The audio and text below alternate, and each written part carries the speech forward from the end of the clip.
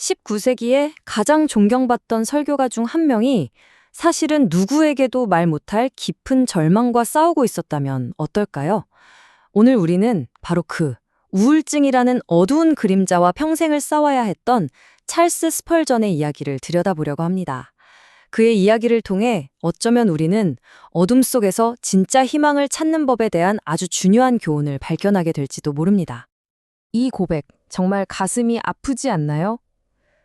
놀랍게도 말이죠. 이 말은 수백만 명에게 영적 거인이라고 불리면서 희망의 메시지를 전하던 바로 그 19세기 최고의 설교가에게서 직접 나온 말입니다. 대체 찰스 스펄전은 어떤 사람이었을까요? 그리고 어떻게 그렇게나 빛나는 공적인 삶 뒤에 그토록 깊고 어두운 슬픔의 그림자가 드리워질 수 있었던 걸까요? 그의 삶은 정말이지 이처럼 극명한 대조를 이룹니다. 한쪽에는 대중 앞에서 신앙에 흔들리지 않는 반석과도 같았던 영웅이 있었고요. 다른 한쪽에는 혼자 있을 때 상상하기조차 힘든 그런 정신적 고통에 시달렸던 한 남자가 있었습니다. 22살이면 정말 젊은 나이잖아요? 그때 겪은 이 끔찍한 사건은 그의 영혼에 평생 지울 수 없는 상처를 남겼고 그를 결코 완전히는 벗어날 수 없는 깊고 깊은 어둠 속으로 밀어넣어 버렸습니다. 심지어 그의 곁을 지키던 아내조차도요, 남편의 정신이 완전히 무너져 내릴까봐 두려워했을 정도였다고 합니다. 그가 겪었던 고통의 깊이가 얼마나 아득했는지 정말 짐작하게 하는 대목이죠. 자, 그렇다면 스펄전이 겪었던 이 고통의 정체는 대체 뭐였을까요? 잭 에스와인이라는 작가가 쓴 책을 통해서 우리는 우울이라는 아주 복잡한 감정의 세 가지 다른 얼굴을 한번 마주해 보려고 합니다. 이 책은요, 그의 슬픔을 크게 세 가지로 나눠서 분석합니다.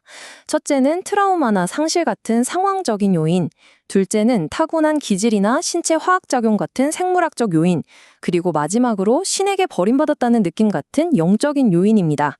이 세 가지 렌즈로 보니까 막연하게만 느껴졌던 우울의 지도가 훨씬 더 명확하게 보이기 시작하죠. 여기서 아주 중요한 차이점을 하나 짚고 넘어가야 할 것 같아요. 슬픔과 우울의 차이인데요. 예를 들어 사랑하는 사람을 잃었을 때 슬픈 건 당연한 감정, 즉 슬픔이죠. 하지만 우울은 그 슬픔이 상황에 비해 너무나도 거대해져서 마치 슬픔 그 자체가 나를 집어삼키는 것 같은 그런 상태를 말합니다. 자, 이렇게 우울이라는 게 얼마나 복잡한지 이해했다면 이제 정말 중요한 문제에 부딪힙니다. 바로 고통받는 사람들에게 우리가 어떻게 반응해야 하느냐는 거죠. 아마 한 번쯤은 들어보셨을 법한 말들일 거예요. 그렇게 느끼면 안 되지. 노력해서 이겨내봐.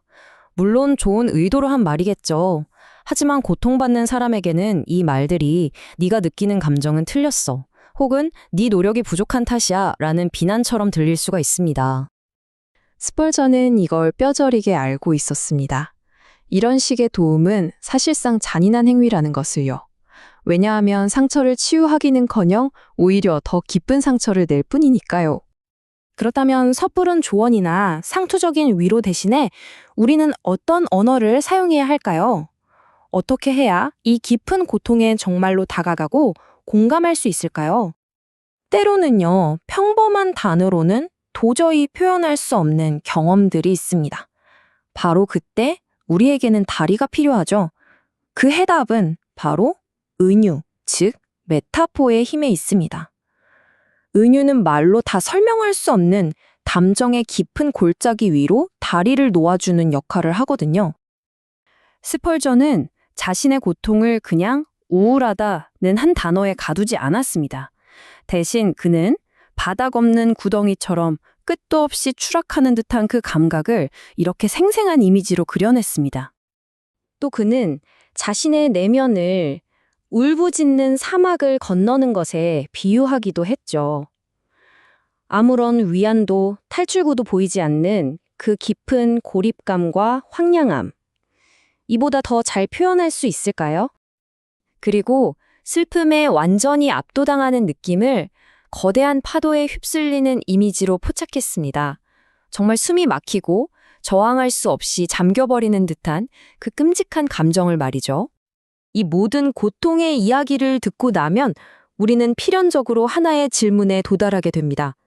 이토록 어둡고 혹독한 환경 속에서 과연 희망이라는 게 어떤 모습으로 존재할 수 있을까요?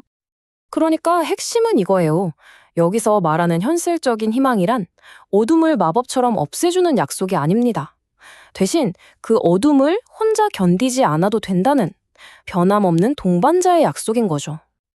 스펄전이 찾았던 위안도 완벽하고 저 멀리 있는 존재가 아니었어요. 오히려 그와 똑같이 고통을 겪었고 인간의 고뇌를 누구보다 깊이 이해하는 공감하는 동반자에게서 힘을 얻었던 겁니다.